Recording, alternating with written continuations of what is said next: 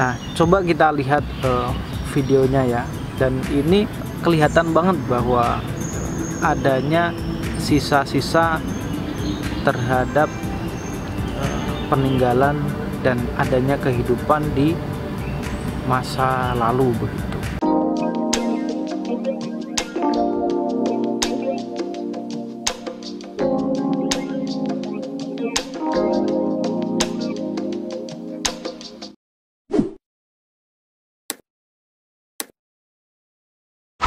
Sugeng siang teman-teman semua, Wilujeng Rahayu.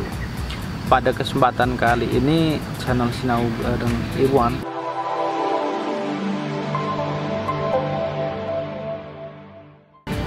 mau sedikit sharing dan sedikit membahas terkait dengan sejarah kuno begitu. Jadi beberapa hari yang lalu saya berkesempatan di salah satu wilayah Subang itu ada acara keluarga, dan akhirnya saya menyempatkan diri berziarah di salah satu makam, yakni makam dari salah satu raja yang ternama di Nusantara, yakni di wilayah Jawa Barat, tepatnya di Subang. Nah, beliau ini adalah makam istri Prabu Siliwangi begitu, tepatnya di Subang. Nah, pada waktu itu bertepatan juga ternyata saya masuk, dan juga di situ saya disambut baik dengan salah satu juru kuncinya begitu. Nah, di situ saya juga disambut baik dan ngobrol banyak juga sama beliau.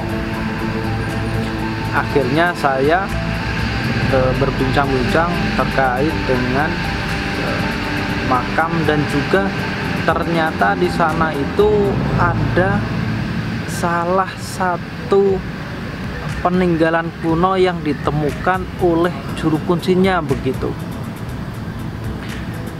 Nah, peninggalan itu sendiri dinamakan dengan fosil.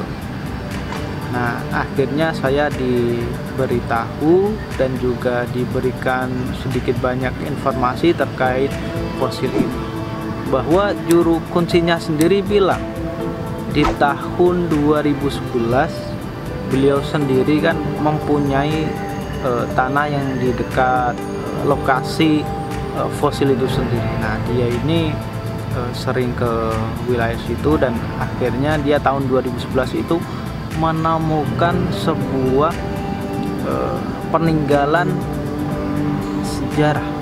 Benda itu dinamakan dengan manik-manik dan juga tembikar. Dan di tahun 2013 itu sendiri ditemukan yang namanya bagian tubuh manusia, bagian kaki begitu. Dan kaki ini bisa dibilang menurut ahli sejarah yang sudah meneliti di wilayah situ dinamakan namanya kaki waktu zaman manusia purba begitu.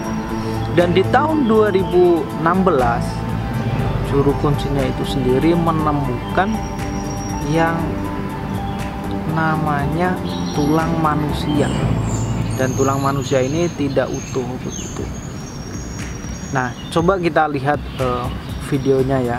Dan ini kelihatan banget bahwa adanya sisa-sisa terhadap peninggalan dan adanya kehidupan di masa lalu begitu. Dan kemarin berkesempatan juga terhadap